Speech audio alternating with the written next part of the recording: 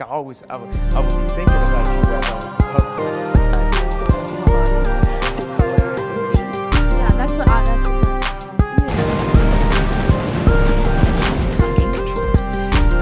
Here, there's app library and widgets on your home screen.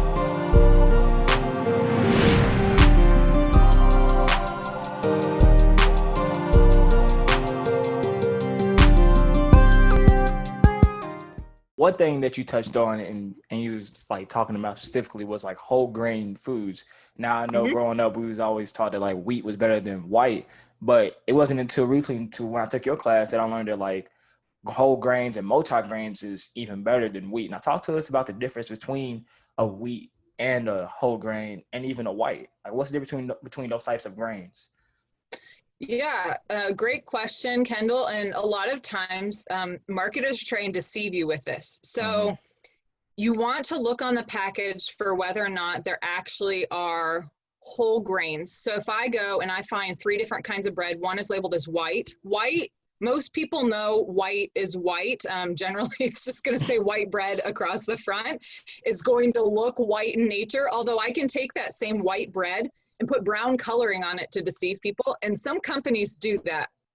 So I Mm, can, but I guess what I'm getting at is you know which one is white because it's the white bread that you physically see, yeah. and generally doesn't require as much explanation as the difference between wheat and whole grain. So wheat, I could do that thing where I take my white bread and put some coloring in there, and maybe I have a little bit of wheat, and so looking just for wheat might not have as much of a distinction between the whole grain versus the white option. So I would lean more toward things that are labeled with whole grain. So the difference between whole grain and white is the processing. So if I take the original sort of wheat that is going to be used in the bread and I Mm-hmm. pull out all the fiber and all the nutrients that are really good, I'm going to end up with pretty much the white bread, and the wheat might be somewhere in between there. Like there's a little bit more wiggle room for what you can call wheat. It's like whole grain is probably the best, and there may be more or less of that refining that goes on. So I could get it pretty close to a white type of bread and then put a little bit more of like that brown coloring and have a little bit of wheat in there.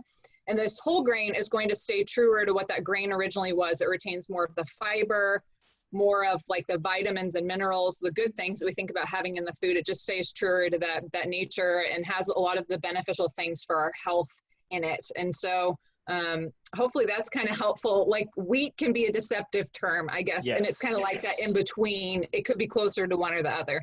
Yeah, and there's like a lot of deceptive terms and ones that I like learned from your class, and maybe pay attention to labels more now because you can see a bread that says oh it's wheat or it's some type of grain in it, but you'll check and it won't be like fully 100% whole grain or 100% wheat. And there's like a thing that I learned that like some food companies will do to like use these trigger words that a lot of people just tend to because people will hear certain words be like, oh yeah, I heard about this on the internet. This is good for me. And they won't fully look at the label to see what the product they actually are buying, but say they just see that one word and they're like, yeah, that's it. I'm just gonna grab that. So what is it about these trigger words and why do people get so attracted to these words and are so easily just go to these foods without even looking at the label? So talk to us about that. Yeah, I love this concept. We talk about this in my class as the health halo. Some people have kind of done some Yep. research on the health halo. So, for example, I'm trying to think of what would be a turmeric has, and this is actually what I did my dissertation research on. And so I think of this one maybe a bit more readily. So you might have heard of it referred to as turmeric. Mm-hmm. People have different pronunciations for it.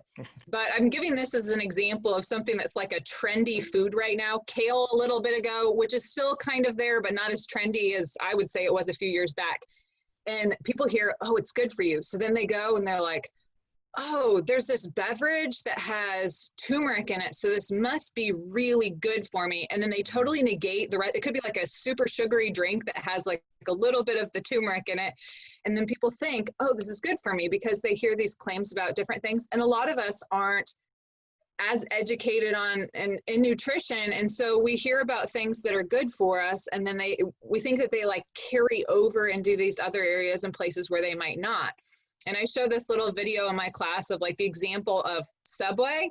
And people think of Subway as being like a fresh place with fresh ingredients and having fresh vegetables, but then they'll go and get a foot-long sub instead of a 6-inch, so they feel like they can eat more of something that because it contains fresh, or maybe there are some vegetables in there, they don't think about what bread am I choosing, what meat am I choosing, what cheese am I choosing, because I generally just consider the food associated with fresh. Or I would say Subway as a restaurant kind of has like this connotation of being a little bit healthier than, say, McDonald's. McDonald's doesn't have that same connotation.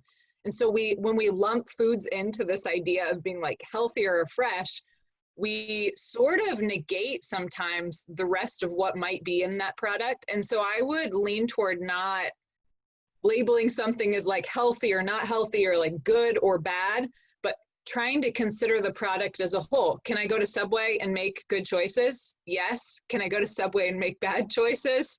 Yeah. Maybe I shouldn't say good and bad, because I just argued for like not saying a food is good or bad, but I could make a healthier, not so healthy kind of choice at Subway. I think you get my point there. Yeah. And so I think that there really just are these buzzwords, these sort of superfoods that become really popular, even to like a layman who doesn't know anything about nutrition, and then they kind of latch onto them and sort of disregard the other information about the product.